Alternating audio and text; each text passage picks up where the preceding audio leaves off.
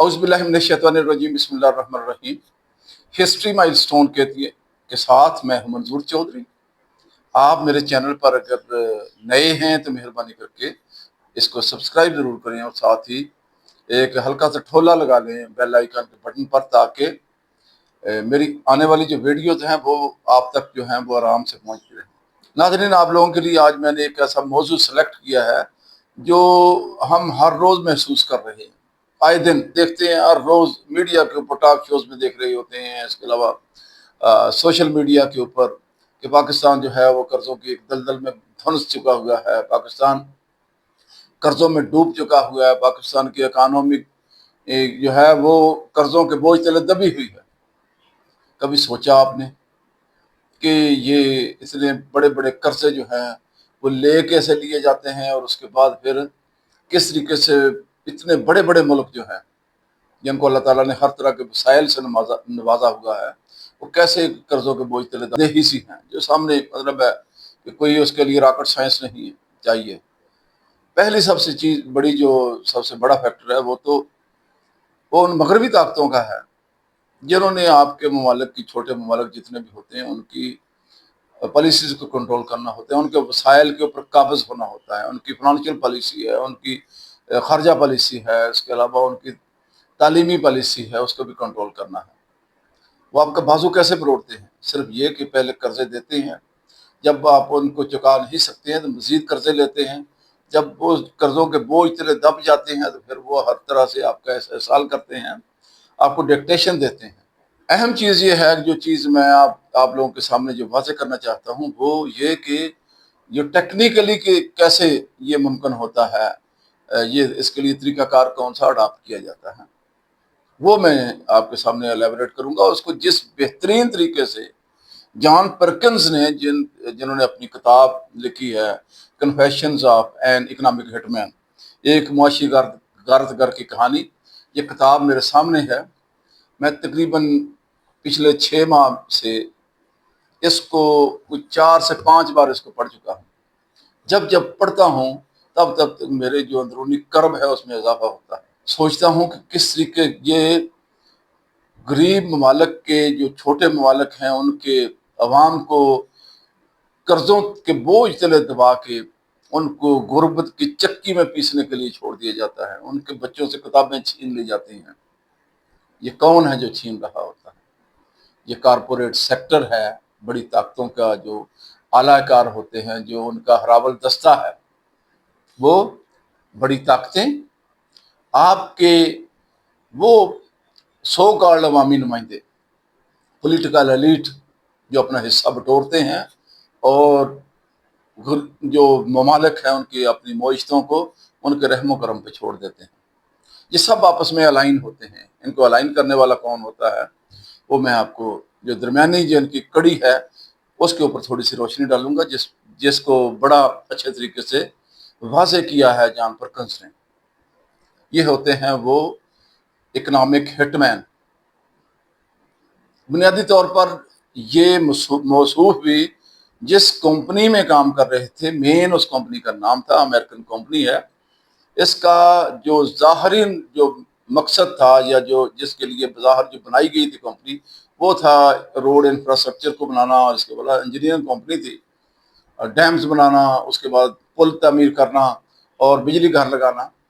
लेकिन पस पर्दा ये जो घिनौना खेल खेल रही थी कंपनी, और इस तरह की सैकड़ों कंपनियां हैं जो साथ IMF और वर्ल्ड बैंक की भी मुआवनत करती हैं, उन ममालिक को जिनको ये कर्जे जारी करने होते हैं उनकी इकानमी को एवेल्यूएट करने के लिए यहाँ पर ये डंडी मारते हैं।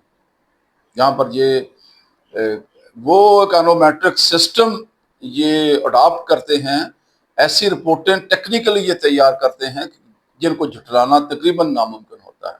बहुत स्पेशल एक्सपर्टीज चाहिए जो कि हमारे पास होती नहीं है।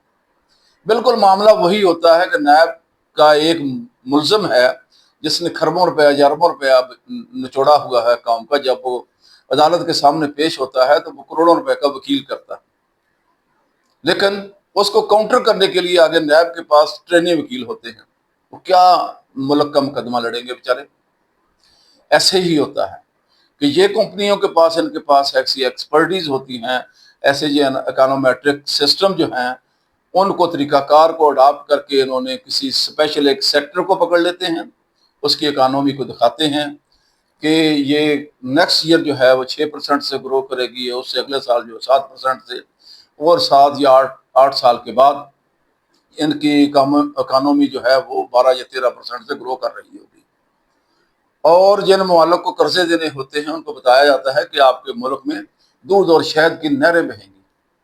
یہ موصوف بھی مختلف ممالک میں تعینات رہے ہیں اپنے ڈیورنگ سروس، جو ان کا سروس کا جو پیریڈ تھا انہوں نے سرو کیا ہے انڈونیشیا میں، ایران میں، سعودی عربیہ میں، ایکوڈور میں، پاناما میں، اور مختلف ممالک کی معیشتوں کو ان کا بھٹا بٹھانے میں یہ موصوف خود بذات خود یہ بتاتے ہیں کہ میں اس میں شامل رہا ہوں۔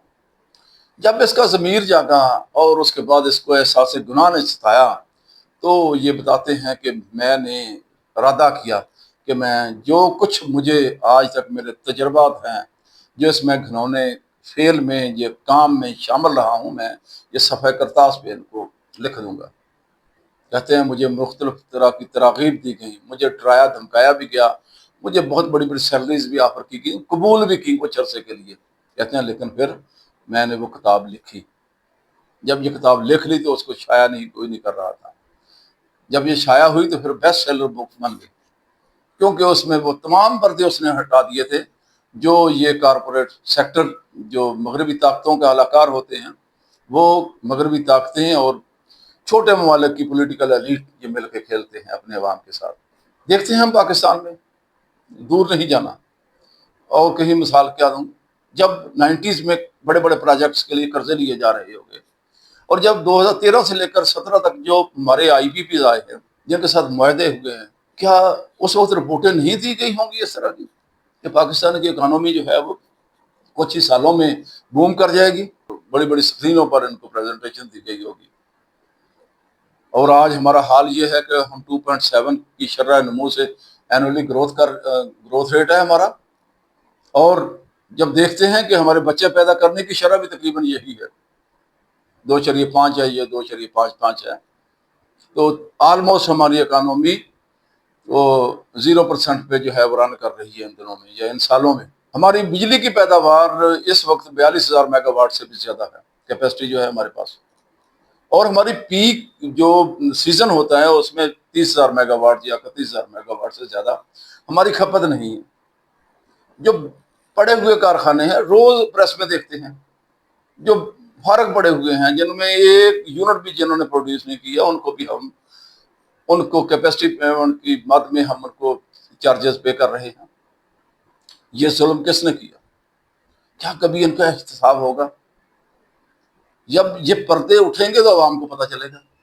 جو ویژنری لیڈرشپ ہوتی ہے وہ کبھی بھی اس طرح کے قرضے ایکسیپٹ نہیں کرتے ہیں، نہ وہ اس طرح کے قرضے لیتے ہیں غیر پیداواری سیکٹرز کے لیے جن کو وہ پے بیک نہ کر سکیں، جن سے ان کا ملک جو ہے وہ قرضوں کی دلدل میں دھنستا چلا جائے۔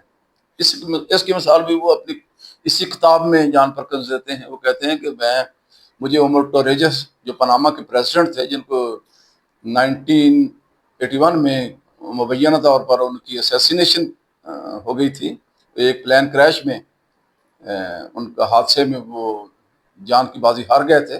وہ کہتے ہیں انہوں نے مجھے بلایا ڈیورنگ ہماری جو اس وقت کی ملاقات تھی، اس میں انہوں نے میرے سے ریکویسٹ کی کہ ہم اپنے ملک کے اندر ترقیاتی کام شروع کرنے والے ہیں، لیکن بخدا آپ نے ایک وہ ریکمنڈیشن ہمیں دینی ہے جو ہمارے عوام کی ضرورت ہے۔